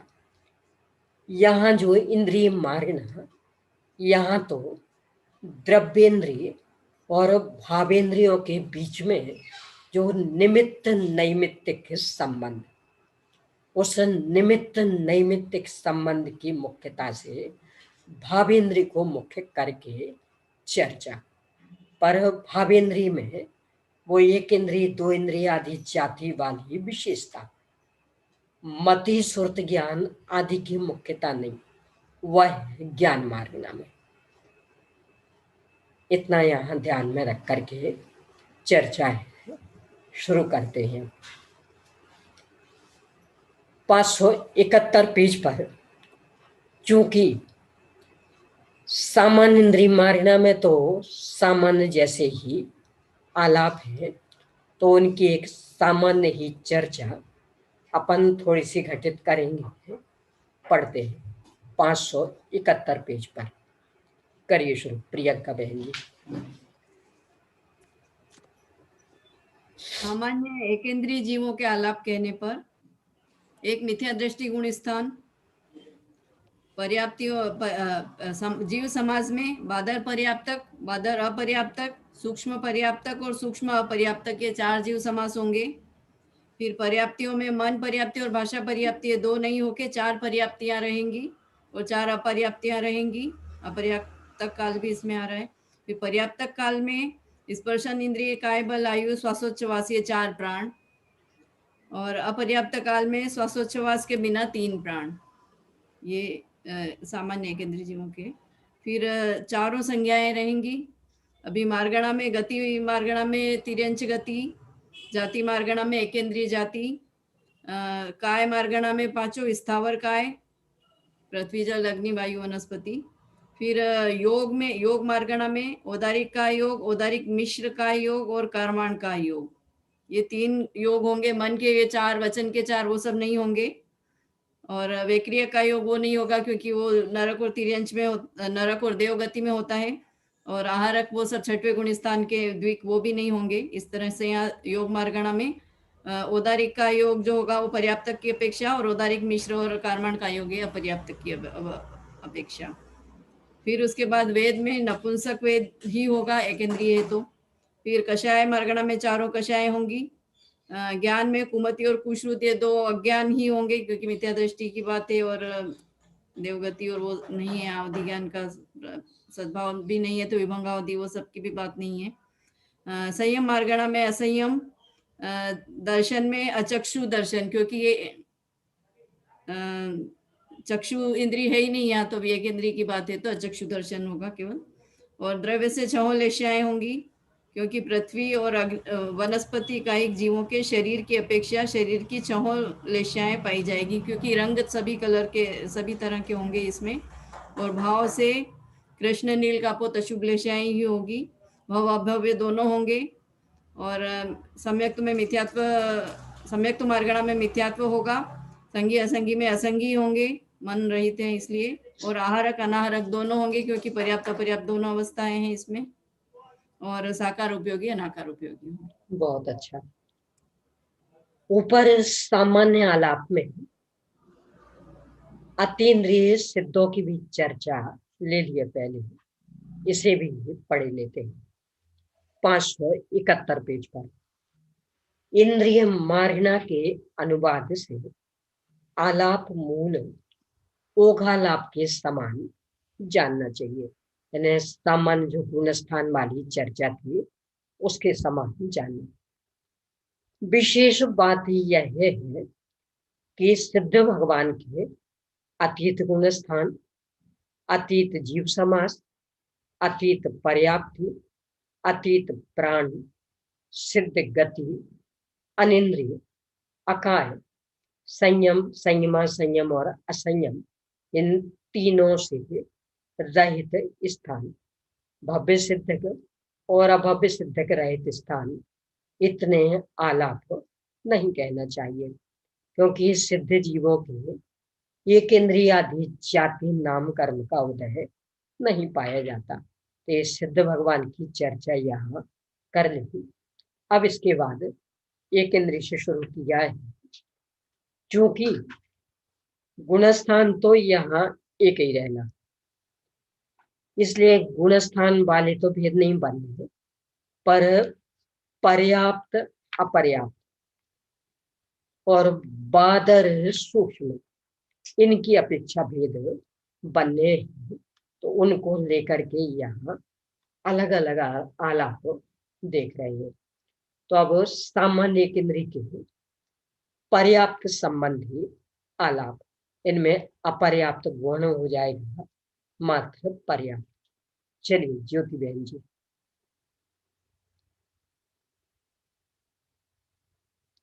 572 पेज पर। उन्हीं सामान्य एकेंद्रीय जीवों के पर्याप्त काल संबंधी आलाप कहने पर एक मिथ्या दृष्टि गुणस्थान, बादर पर्याप्त और सूक्ष्म पर्याप्त, ये 2 जीव समास, 4 पर्याप्तियां, 4 प्राण, चारों संज्ञाएं, त्रियंच गति, एकेंद्रीय जाति, 5 स्थावर काय और औदारिक काय योग और नपुंसक वेद, 4 कसाय, कुमति और कुश्रुत, ये 2 अज्ञान, असंयम, अचक्षु दर्शन, द्रव्य से 6 लेश्याएं और भाव से कृष्ण, नील और कापोत लेश्या, भव्य सिद्धिक, अभव्य सिद्धिक, सम्यक्त में मिथ्यात्व, असंगिक, आहारक, साकार उपयोगी और अनाकार उपयोगी। 4 पर्याप्तियां, 4 प्राण ने बता सकेंगे? हाँ बिल्कुल। 4 प्राण में एक इंद्री हो जाएगी, स्पर्शन इंद्री, और काय, बल, आयु और श्वासोच्छ्वास। बहुत अच्छा। और 4 पर्याप्तियां में होगी, पर्याप्तियां, हाँ, तो आहार, शरीर, इंद्रिय और आहार, शरीर, इंद्रिय और अनपान, श्वासोच्छ्वास। श्वास। बहुत अच्छा, बहुत अच्छा। चलिए अब इनका ही अपर्याप्त, अलका भाभी जी। जी, उन्हीं सामान्य एकेंद्रीय जीवों के अपर्याप्त काल संबंधी आलाप कहने पर एक मिथ्या दृष्टि गुणस्थान। ये जो बादल- अपर्याप्त बोलते, अपर्याप्त, अपर्याप्त नहीं, अपर्याप्त, और छोटा, अपर्याप्त, हाँ, ठीक है, अपर्याप्त, ठीक है। एक मिथ्या दृष्टि गुणस्थान, बादल अपर्याप्त और सूक्ष्म अपर्याप्त, ये 2 जीव समास, 4 अपर्याप्तियां, 3 प्राण, अपर्याप्त, अपर्याप्ति, अपर्याप्तियां, 3 प्राण, 4 संज्ञाएं। 3 प्राण कैसे? 3 प्राण मतलब ये अपर्याप्त अवस्था है ना, तो इसमें ना श्वासोच्छ्वास नहीं होगा। हाँ, और कौन से होंगे जी, कौन से होंगे? हाँ, कौन इसमें मतलब आयु प्राण होगा, हाँ, और इंद्रिय प्राण होगा। कौन सी इंद्री? एक इंद्री की बात चल रही है ना जी। हाँ, स्पर्शन इंद्री, स्पर्शन इंद्री होगी, और आयु और बल, मतलब नहीं, शरीर, काय बल, काय बल। बहुत अच्छा। एक स्पर्शन इंद्री है, काय बल और आयु, जो कि अपर्याप्त दर्शन, यहाँ श्वासोच्छ्वास प्राण नहीं। आगे। और 4 संज्ञाएं, हाँ, और गति त्रियंची होगी, एक इंद्रिय, और जाति भी एक इंद्रिय होगी, और 5 स्थावर काय, मतलब एक इंद्रिय, 2 ये पृथ्वी, जल, अग्नि, वायु और वनस्पति, और औदारिक मिश्र कायु, क्योंकि अपर्याप्त अवस्था है इसलिए औदारिक मिश्र कायु होगा, और एक कार्माण कायु, विग्रह गति की अपेक्षा। बहुत अच्छा। और नपुंसक वेद, क्योंकि सब ये नपुंसक वेद ही होते हैं, 4 कसाएं होती हैं। कुमति और कुश्रुत 2 अज्ञान ही होंगे, क्योंकि मति शुद्ध का कोई यहाँ मतलब वो ही नहीं है। और असंयम है, और दर्शन में अचक्षु दर्शन, क्योंकि चक्षु इंद्री नहीं है। और द्रव्य से कापोत और शुक्ल लेश्या, मतलब द्रव्य से तो कापोत लेश्या होगी, और शुक्ल मतलब विग्रह गति की अपेक्षा शुक्ल लेश्या होगी। और भाव से कृष्ण, नील और कापोत लेश्याएं। भाव से कृष्ण, नील, कापोत लेश्याएं मतलब ये अशुभ लेश्याएं होंगी। हाँ, हाँ, भाव से अशुभ। तो दीदी ये द्रव्य से कापोत लेशा एक इंद्री को बताई, तो मतलब ये कोई एक सा कबूतर जैसा कलर थोड़ी होगा सभी उसके एक इंद्री। नहीं, ये तो मिश्र अवस्था में। अच्छा, मिश्र अवस्था की अपेक्षा, यानी जब औदारिक और कार्मण का मिश्रण होता है जी, उस समय में शरीर का रंग कापोत जैसा। और भव्य सिद्धिक तो अभव्य सिद्धिक, मतलब दोनों ही भव्य और अभव्य दोनों ही हो सकते हैं। और इसमें असंयम मतलब ये सम्यक्त मिथ्या सम्यक्त ही होगा। और संगित तो असंगित तो होंगे, संगी जीव नहीं होते। और आहारक, अनारक और आहारक दोनों ही होंगे, मतलब अनारक तो विग्रह गति की अपेक्षा, और आप आहारक मतलब आहारक कैसे बोलेंगे दीदी? जब यहाँ आ गया, जी आहार वर्णा को ग्रहण कर लिया, नहीं तो अभी तो अपर्याप्त अवस्था में है ना, तो वो हाँ तो वही तो ग्रहण हो गया ना, पर्याप्तियां बननी शुरू हो गई, अच्छा इस अपेक्षा से बननी आहार गई, हाँ शुरू हो गई, तो आहार वर्णों का ग्रहण हो गया, वो काम शुरू हो गया, तो वो आहार। और दीदी यहाँ भी शंका होती है मुझे, ये साकार उपयोगी और अनाकार उपयोगी, तो मतलब मैंने कि ज्ञान और दर्शन, मतलब जीव है तो ज्ञान तो है ही, और दर्शनोपयोग पूर्वक ही ज्ञान होगा, इसलिए साकार उपयोग। और एक प्रश्न और है दीदी, पुराना वाला पूछ रही हूँ आपसे, कि मतलब अभी जो आप सिद्ध भगवान के मतलब करे आलाप, हाँ। तो उसमें तीन मतलब सम्यक की बात करी, कि तीन सम्यक, औपसमिक सम्यक, छायिक सम्यक और छायिक सम्यक। सिद्ध भगवान की कहाँ कही, मतलब तीन तो बिना छोड़ के तीन, अभी जो पिछली बार नहीं अभी तो बात, सिद्ध भगवान के तो मात्र छायिक सम्यक, हाँ वो इसलिए मुझे मतलब वो हाँ। कंफ्यूजन हुआ, इसलिए मैं आपसे पूछ रही हूँ। यानी सिद्ध भगवान के तो छायिक अकेला सम्यक, छायिक, हाँ छायिक सम्यक भी होता है, तो फिर तीन सम्यक की बात कैसे करी? ये तीन सम्यक तो कहाँ कहे, कहाँ लिखा बताओ?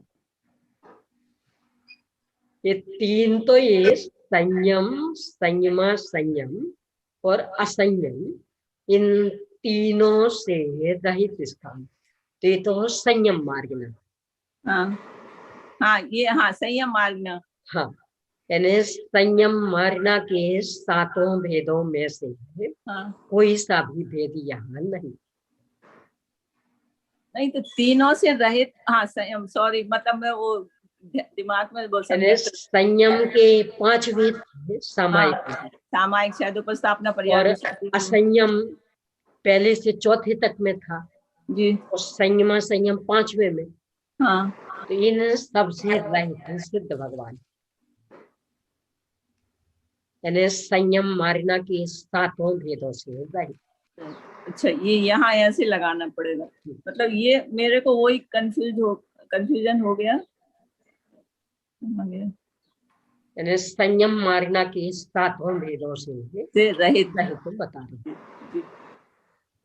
ठीक ठीक है दीदी, हो गया। चलिए दीदी एक चर्चा इस पे करने दीदी पहले भी, हाँ जी दीदी एक क्वेश्चन है पुराना है, कि अपन कहते हैं कि पर्याप्ति अंतर मुहूर्त में पूरी हो जाती है, हाँ जी, और उसमें है ना 10 प्राण भी बन जाते हैं, यदि वो गर्भपात होता है तो पंचेंद्रिय की हिंसा का पाप लगता है। हाँ जी। और फिर यहाँ डॉक्टर लोग कहते हैं कि 5-6 महीने में बनता है, तो ये क्या है? ये पहले भी अपन ने चर्चा की है कि डॉक्टरों का गणित अलग है, वे तो जब पूरा सक्रिय हो जाता तब मानते हैं कि अब ये भ्रूण है, और अपने यहाँ तो गर्भ में आया और वहां से ये जीवत्व शुरू, नहीं वहां से नहीं, विग्रह गति से शुरू हो गया, यानी 1 या 2 समय की आयु पूरी करके यहाँ आया है।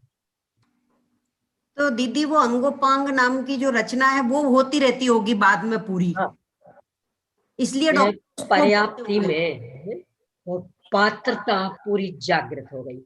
हाँ अब इसके बाद उस पात्रता का विकास होता रहेगा, हाँ उस तो विकास के विकास कारण ही होने में समय लगेगा। हाँ और इन प्रकरणों में तो डॉक्टरों का बिल्कुल नहीं मानना, यदि सैनी पंचेंद्रिय मनुष्य की हत्या से बचना है तो। इतना ही नहीं, ये जो यहाँ ये केंद्र की बात आई वहां नपुंसक वेद, अब इसमें भी वैज्ञानिक लोग तो वनस्पतियों में भी स्त्री पुरुष वेदी बताते, एक खास करके पपीता आदि, तो वे कहते अकेला एक तो फलता ही नहीं, नर्मदा, हाँ नर मादा का भेद होना ही चाहिए, और भी अनेक अनेक वनस्पतियों में। भगवान ये कह रहे हैं एक इंद्रिय से लेकर के 4 इंद्रिय तक नपुंसक वेदी। नियम से नपुंसक वेदी सम्मूर्छन जन्म वाले, उनमें नर मादा का भेद नहीं होता। और यही कारण कि जो एक कहते कि अकेला एक पपीता नहीं फलता, और कितनों के ही घरों में पपीता का अकेला एक पेड़ लगा और खूब फल रहा, अकेला एक पेड़। एक हमेशा सोच के चलिएगा, वैज्ञानिकों की शोधें चलती रहती हैं, वे अल्पज्ञ हैं। दीदी ये आहार पर्याप्ति शुरू हो जाती है, मतलब शरीर पर्याप्ति तो शुरू प्रथम में ही शुरू हो जाती है, शरीर पर्याप्ति। हाँ। तो फिर उसका विकास मतलब पीछे मतलब आंगोपांग का जो रचना होती है वो बाद में धीरे धीरे चलती रहती है। पर्याप्ति तो पूर्ण हो गई। हाँ, 2 चीजें हैं जी। एक तो वो काम करने की क्षमता व्यक्त होना, और फिर एक उसके अनुसार काम होना। तो क्षमता व्यक्त हुई मतलब पर्याप्त तक हो गया, अब उसके अनुसार फिर काम होगा, इंद्रियां बनेंगी, अंगोपांग बनेंगे, इसमें समय लगेगा। तो ऐसे दीदी ये भी तो मतलब सुना है, मतलब पूछा कि जैसे 5 पर्याप्त 6 पर्याप्ति एक समय में ही पूर्ण हो जाती हैं पर्याप्तक जीव के, तो फिर मतलब उनमें फिर कैसे ऐसे क्रम कैसे पड़ता होगा? जैसे मतलब शरीर पर्याप्ति, फिर इंद्रिय पर्याप्ति, फिर श्वासोच्छ्वास पर्याप्ति। जी। अपन ऐसा लेवे जी। जैसे एक मनुष्य का जन्म हो गया, पूरा मनुष्य बन चुका, फिर भी कितनी ही ग्रंथियां उम्र के हिसाब से पनपती है ना। जी। अकेली ग्रंथियां ही क्यों, वो अक्कल की दाढ़ बोलते ना, अक्कल की दाढ़ 22 वर्ष के बाद ही आएगी। वो भी उम्र के साथ ही जैसा यहाँ होता वैसे गर्भ में होता। अच्छा। यानी यहाँ भी कहने को पूरा मनुष्य जन्म ले चुका, और फिर भी कितनी सारी ग्रंथियां ऐसी कि जो उम्र के हिसाब से विकसित होती, पहले वे होती नहीं। ये सब वहां भी, यानी शरीर की संरचना क्रम लेती है, तो उसमें क्रम पड़ेगा। तो गर्भ में भी और जन्म लेने के बाद भी क्रम पड़ता। ये लड़के में भी, लड़की में भी कितनी सारी ग्रंथियां रहती जो बाद में विकसित होती। इतना ही नहीं, ये जो हड्डियां हैं ना, ये वैज्ञानिक लोग भी कहते हैं जब जन्म लेता है बच्चा उस समय हड्डियां ज्यादा रहती और फिर कम हो जाती। ये संख्या भी मैं भूल गई, ये संख्या भी आती कि जन्म का बच्चा, उसके हड्डियों की संख्या ज्यादा और फिर कम हो जाती। तो ये चलता रहता, उतार चढ़ाव, परिवर्तन ही चलता रहता। ग्रंथियां नई विकसित होती रहती, हड्डियां कम हो जाती। तो ऐसा सभी 6 पर्याप्तियों के साथ थोड़ी ऐसा होता है? हाँ, सब में। मतलब जैसे श्वासोच्छ्वास बढ़ गई या फिर मना पर्याप्ति का भी शुरुआत एक साथ हो जाएगी, जी। पूर्णता होने में उत्तरोत्तर अधिक समय लगेगा। लेकिन जो शरीर पर्याप्ति पूर्ण हो गई तो हम उसको पर्याप्त कहेंगे, जैसे हाँ, पहले वहां से पर्याप्त नाम पा जाएगा। अच्छा, अब एकेंद्रीय जीव है, उसके तो एक इंद्रिय है, तो उसके शरीर पर्याप्ति और इंद्रिय पर्याप्ति एक समय में पूरी हो जाएगी, उससे साथ हो जाना चाहिए, क्योंकि शरीर पर्याप्ति पूरी हो गई है। एक इंद्रिय के श्वासोच्छ्वास अभी शेष है ना, श्वासोच्छ्वास उसके बाद में आएगी उसकी। हाँ जी, लेकिन इंद्रिय पर्याप्ति बात पूरी होगी, साथ हो जाएगी उसके बाद में इंद्रिय, मतलब एकेंद्रीय जीव के आहार पर्याप्ति पूर्ण हुई पहले, उसके बाद में शरीर पर्याप्ति पूर्ण हुई, वो पर्याप्त तक कहलाया, पर्याप्त हो गया। अब उसके चूंकि एक ही इंद्रिय है तो शरीर तो उसका पूर्ण हो गया, तो स्पर्श इंद्रिय जो उसकी पर्याप्ति पूर्ण हो गई है, तो वो उसके तो सीधा पूरी जो है हो गई, अंतर्मुख पर जो श्वासोच्छ्वास पर्याप्ति शुरू हो जाएगी उसकी, ये अभी चल रही बनी, ये पूरी नहीं हुई। ठीक है। अपने को तो खास है जो नपुंसक भेद वाली चर्चा आगे विकलत्रय में भी आएगी, तो वहां भी अपन चर्चा करेंगे। ने वैज्ञानिकों की बातें अपने सर्वज्ञ भगवान की बातों से ही टकराना नहीं।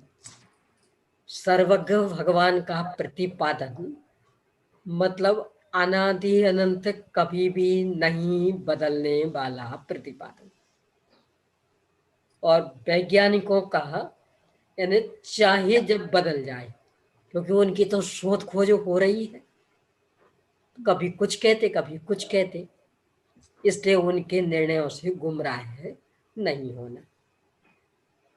तो बहन जी, ये वायरस किस में जाएंगे? वायरस जिसको बोलते हैं ना, ये वायरस बैक्टीरिया, ये बादर है? वायरस से विकलत्रय, अच्छा, एकेंद्रीय नहीं है ये? नहीं नहीं, त्रस है। वायरस जितने हैं ये सब त्रस विकलत्रय। 2, 3, 4 तीनों कोई भी हाँ, हो सकता है। हाँ, ये सब त्रस है, एक इंद्री नहीं। त्रस है एक इंद्री का उस तरह से वायरस नहीं होता।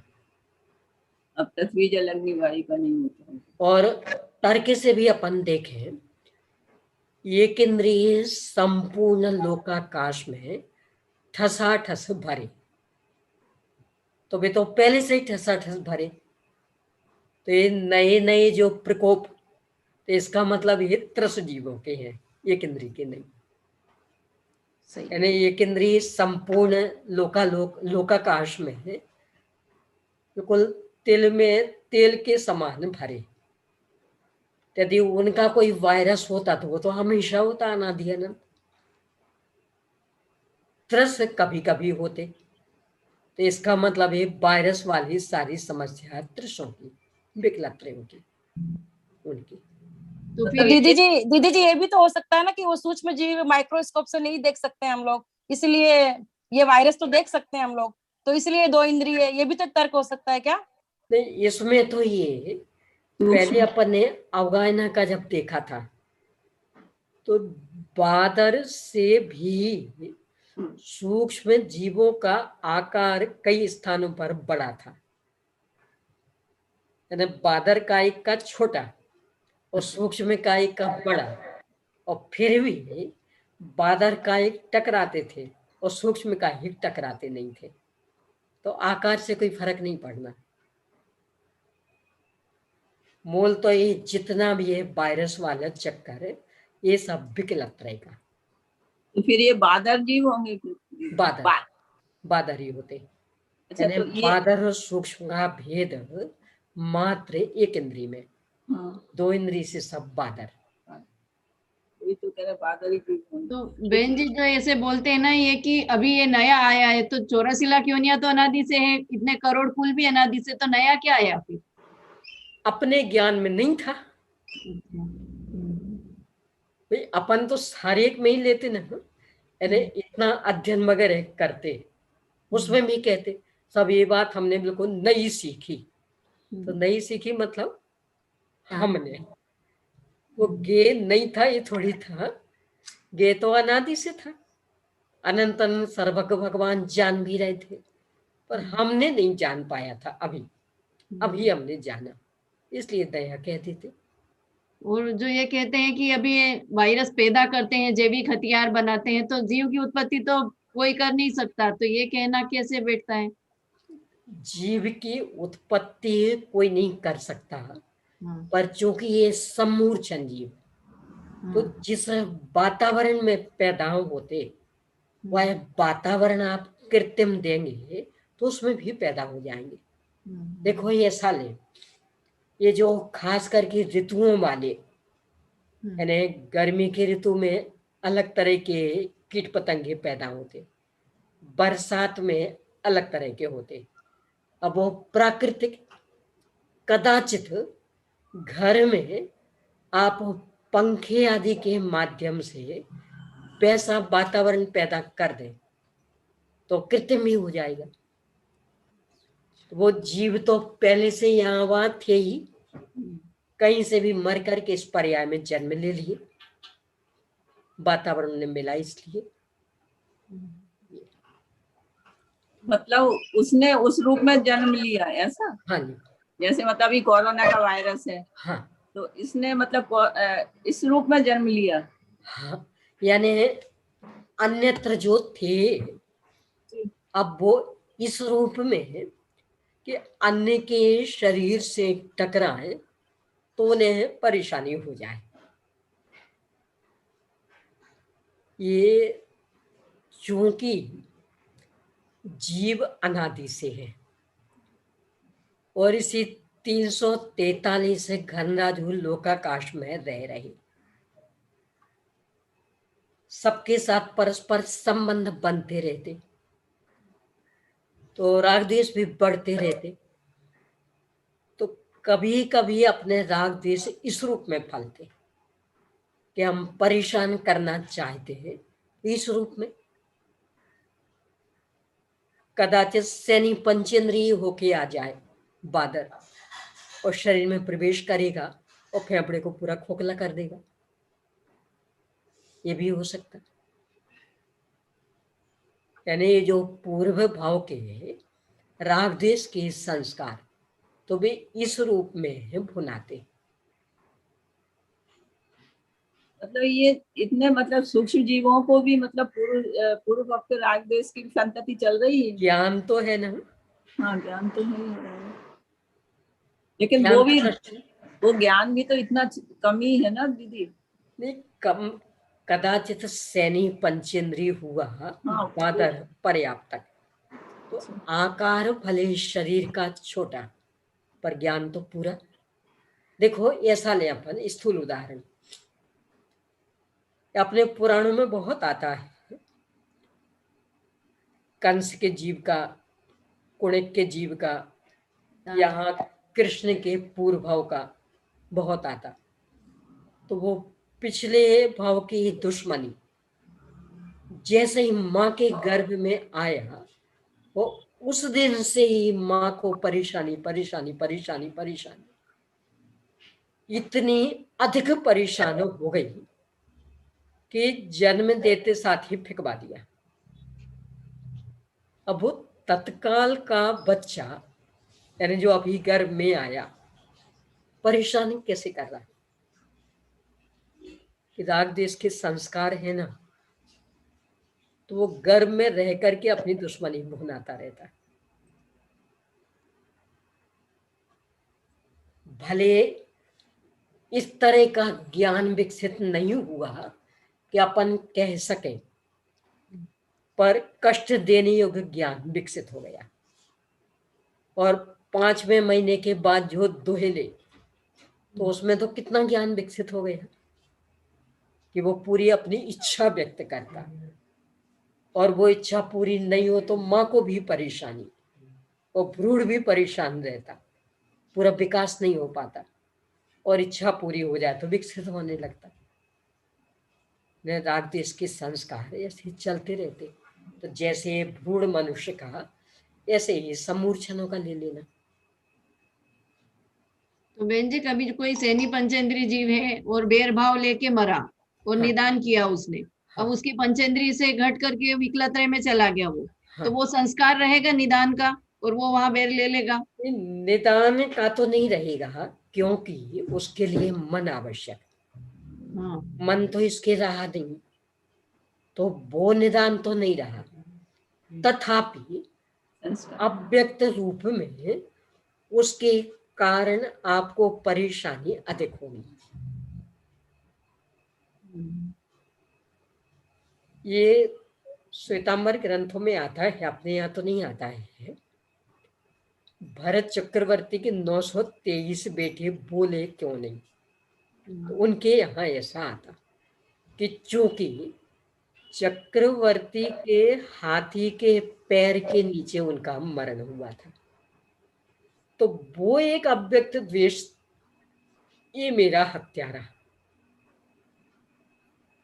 और इसके कारण बोले ही नहीं, हत्यारे से क्या बोलना, उनके यहाँ आता।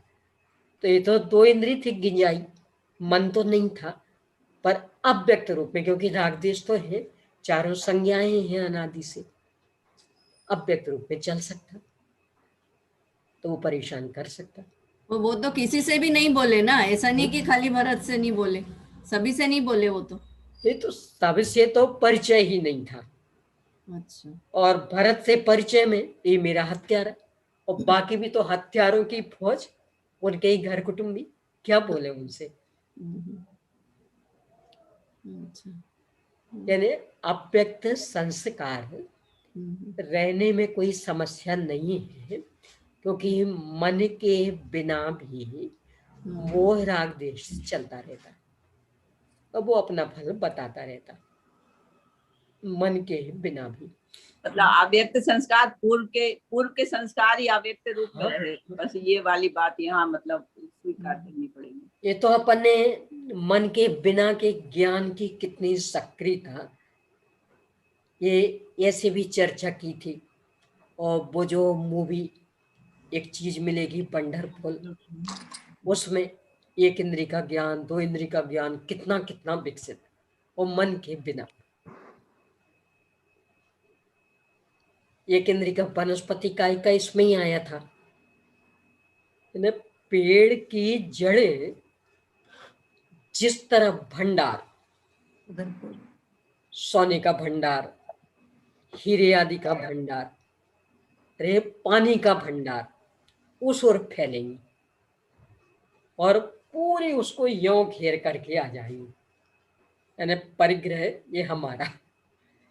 तो दीदी उनको सोने और हीरे से क्या प्रयोजन, उनको पानी से प्रयोजन है तो वो मान सकते हैं अपन परिग्रह उनको। देखो ऐसा ले, अपन ने भी जितना जोड़ रखा वास्तव में वो प्रयोजनभूत है, काम आता है, बस एक हम हमारे इतना,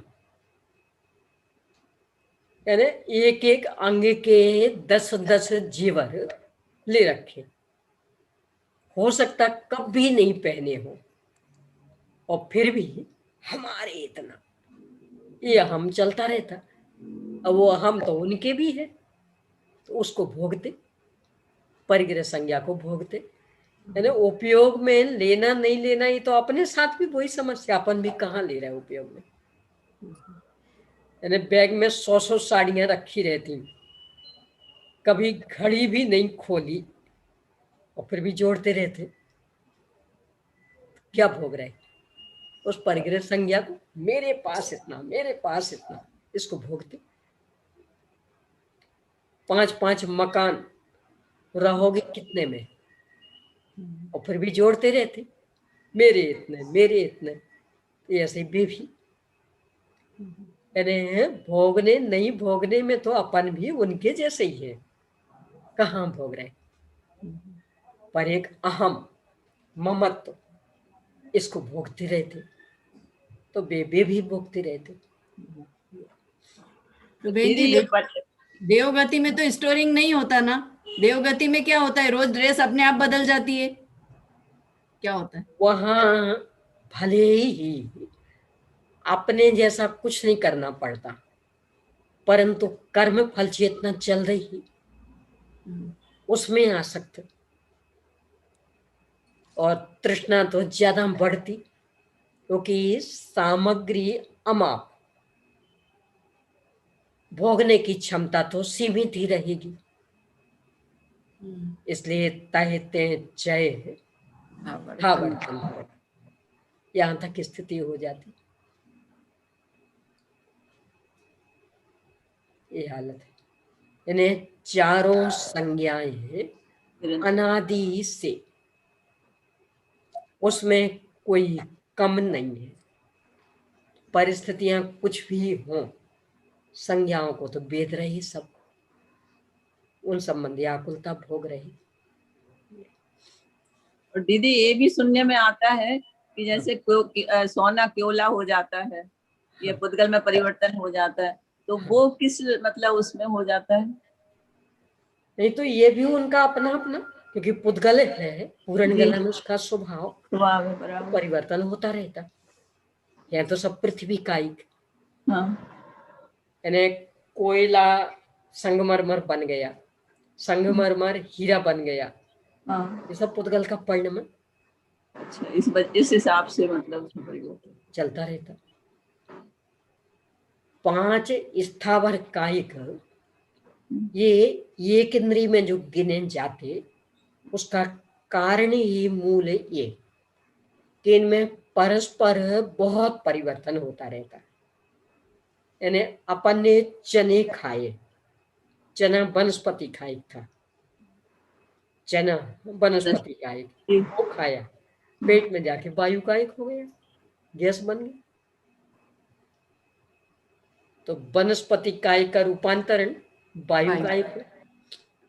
नमक पृथ्वी कायिक था, बरसात के दिन थे, खुले में रखा था, वो पानी हो गया, पानी तो पृथ्वी कायिक जल कायिक बन गया। अब अग्नि कायिक, अग्नि जल रही थी, उस पर हमने कोई चीज ढक दी तो वो अंदर अंदर पसीजने लगी, तो वो अग्नि कायिक जल कायिक हो गया। इन 5 में परस्पर में भी और एक दूसरे में भी परिवर्तन होता रहता, इसलिए एक इंद्रिय जाति में ही गिने जाते। ये बात आज मतलब समझ में पड़ी आपने, मतलब उसका वो बताया ना, तो अभी तक ये मतलब रहता था कि ये कैसे हो सकता है, ये बराबर आपकी। और बहन जी, जब वो हाँ, पृथ्वी परिवर्तन काय, पूरा देखा जाता। हाँ, वनस्पति काय में वो जीव रहित वनस्पति काय का तो स्पष्ट है, यानी चना खाए थे और वायु बन गई। और जैसे फिर इतना ही क्यों, जो भोजन अपन ने किया वो वनस्पति कायिक, और फिर विष्ठा बना और वो पृथ्वी कायिक बन गया, मिट्टी आदि में मिल गया, और फिर मिट्टी आदि में बीज पड़ा, फिर वो वनस्पति कायिक बन गया, पौधा बन गया, फूल फल बन गए। दीदी जो वनस्पति कायिक जीव भी मतलब 3 लोग में ठठास भरे हैं, 5 स्थावर, वनस्पति कायिक जीव भी मतलब जैसे ठसाठस इनका तो समझ में आए जैसे ये 5 स्थावर कायिक पूरे लोकाकाश में ठसाठस भरे, जी, सूक्ष्म बाधर रूप से परिणमन चलता रहता है, तो अपने से टकराते नहीं, अपने को लगता है एक खाली जगह, बट ठसाठस भरे।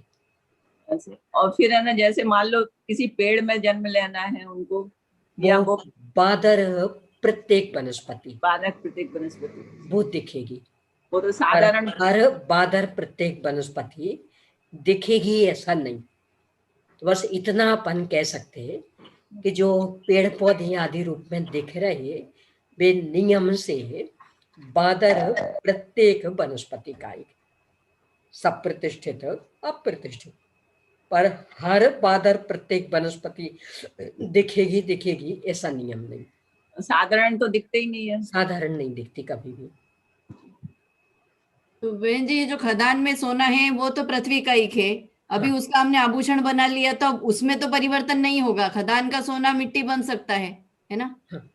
हमारा उसमें भी परिवर्तन हो जाता, आभूषण नहीं बनेगा ना, पर अचित नहीं, तो पर होगा। परिवर्तन हो जाता, रखे रखे बहुत परिवर्तन हो जाता। अपने पाप पुण्य का उदय हो तो कितने ही ऐसे प्रसंग सुने, सोना रख रखा था लोहा हो गया पूरा। अच्छा, पाप का तो दीदी जी, उदय, ये जो भगवान के 6 महीने 15 महीने तक बरसात होती है वो रत्न, वो भी क्या कन्वर्ट हो गए क्या? हाँ, पत्थर में? परिवर्तन ही है वो। उस समय बरस थे, फिर सब गायब, वो एक भी नहीं दिखते अभी तो। हाँ, तो सब परिवर्तन ही हुआ काल के साथ है ना। पुद्गलों में ये सब चलता रहता है परिवर्तन। की बात सुनकर आज किसी को नींद नहीं आएगी, क्योंकि कोरोना काल में कोई लॉकर खोल नहीं पा रहा है, सबको चिंता होगी हमारा सोना पत्थर तो नहीं हो गया, लोहा तो नहीं हो गया। तो हो सकता है, कोई असंभव नहीं है, क्योंकि पृथ्वी कायिक है, तो पृथ्वी कायिक में बदल सकता है कौन, कोई असंभव नहीं। यानी मूल तो ये पाप पुण्य का उदय, और पाप का उदय आए, ये नमक का आपने देखा हो, सेंधा नमक मतलब जो खदान से निकलता, वही ही कई वर्षों तक रखे रखे बिल्कुल अपने आप चूना जैसा हो जाता,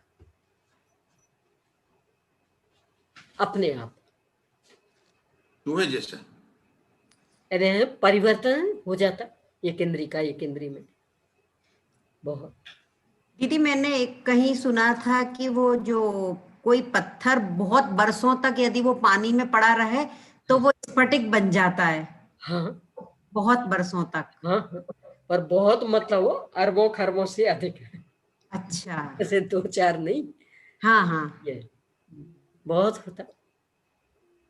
तो वो एक इंद्री का एक इंद्री में ही परिणमन हो। हाँ हाँ, लेकिन दीदी ये जैसे स्वर्ण वगैरह ये तो मतलब है ना सामान्य सामान्य पृथ्वी काय हो गए ना, मतलब पृथ्वी काय ही ये रहे, काय हो तो रहे नहीं, जाए, तो फिर वो पर कैसे अपने परिवर्तित होंगे। पुण्य पाप का उदय तो कारण बनता है ना। हाँ एक वो कंस का पड़ा होगा ना, दांत इकट्ठे कर रखे थे कंस ने, क्यों? ये जानने के लिए कि हमारा शत्रु कब आया हमारे पास। तो किसी ज्योतिषी ने बता रखा था कि जिस दिन ये खीर बन जाए समझ लेना शत्रु तुम्हारे सामने खड़ा। तो उसने एक घड़े में सारे दांत इकट्ठे कर रखे थे। एक दिन कृष्ण आए तो वो खीर बन गए, और दांतों का खीर, यानी दांत चावल और दूध में बदल गए।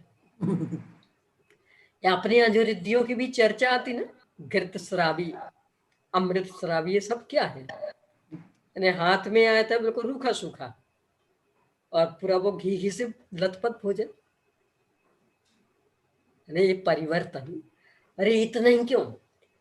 ये आजकल तो चूंकि चम्मचों का जमाना तो नहीं सुनने में आता, पहले जब हाथ से खाते थे तो किन्हीं किन्हीं के हाथों में से पानी ज्यादा निकलता था, तो खास करके कड़ी आदि, तो वो एकदम पतली हो जाती। सुना हो कभी, देखा हो तो। यानी हाथ से खाए तो कड़ी जो उतनी पतली नहीं थी, पर हाथ से खाते खाते पानी ऐसा निकलता कि वो कड़ी एकदम पतली हो जाती। ये लपटा आदि भी, बेसन आदि एकदम पतला हो जाता। तो वो यानी अंगुलियों में से इस तरह से निकलता पानी,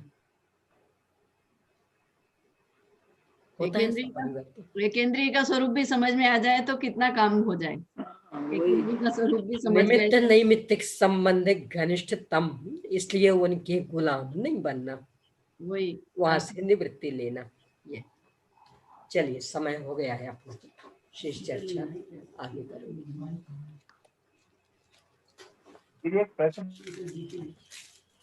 निज निधि निज में बताई,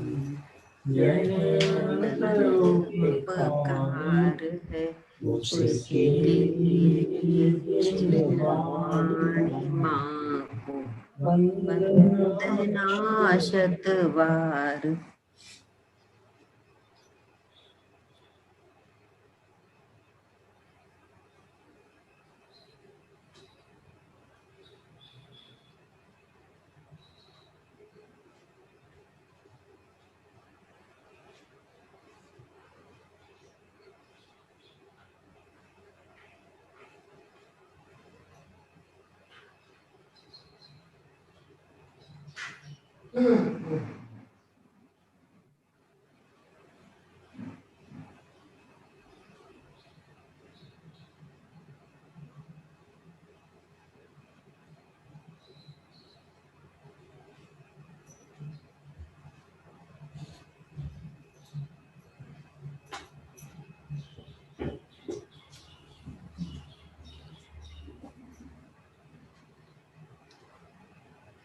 द्वादशांगमयी